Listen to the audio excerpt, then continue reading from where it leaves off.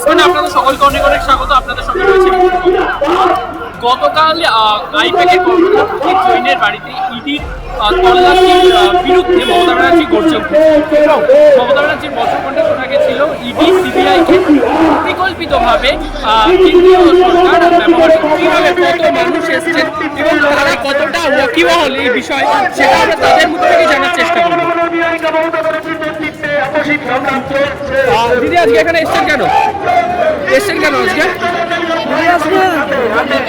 দিদিকে দেখতে। মমতা ব্যানার্জি কেন আজকে রাজপথে জানেন? কলকাতায় আজকে মমতা ব্যানার্জি কেন হাঁটছে জানেন না? আমরা রাস্তার দুবার দেখানোর চেষ্টা করবো যে ঠিক জনসমাগম বহুত অনেক বেশি হয়েছে এবং তারা কতটা ওয়াকিবহাল আমরা সেটাই বোঝার চেষ্টা করবো। এসছেন কেন দিদি আজকে রাস্তায় কেন জানেন? দিদি আজকে রাস্তায় কেন জানেন?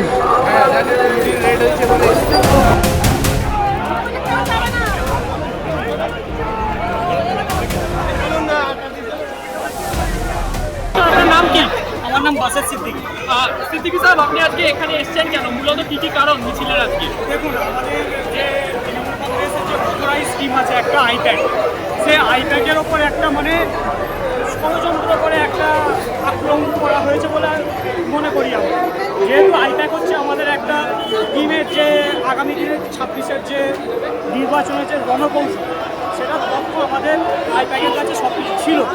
ইডির তরফে দাবি করা হচ্ছে বালি চুরি, কয়লা চুরি ইত্যাদি কাজের জন্য আইপ্যাকের কয়লা চুরি এগুলো সবসময় বিজেপি তাদের এই সমস্ত কেন্দ্রীয় এজেন্সিগুলোকে দিয়ে সবসময় ভোটের আগে তারা এসবগুলো পাঠায়।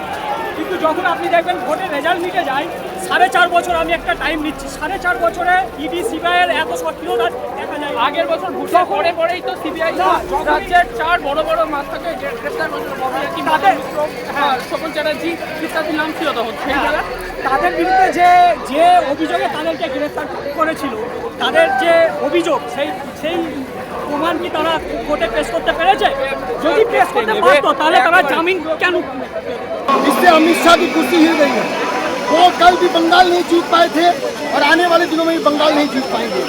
और उनका डर, ये डर हमें अच्छा लगा कि उन्होंने अभिषेक की प्रॉपर्टी देखकर उनके इतना पॉपुलर लीडर हिंदुस्तान में अभी कि जहाँ जा रहे हैं लाखों की तादाद में लोग आ रहे हैं, वो पॉपुलरिटी देखकर अमित शाह ने ईडी को कॉल किया और कहा तुम तुरंत आईपैक के ऑफिस में और प्रतीक जैन जी के ऑफिस में रेड मार दो और उनकी जो सूची है वो पूरी इंटरनेट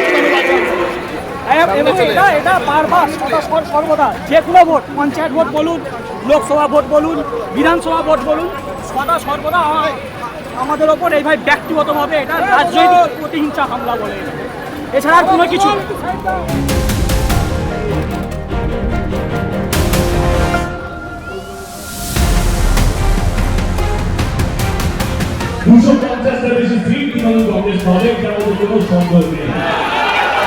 যেভাবে বাংলার মানুষকে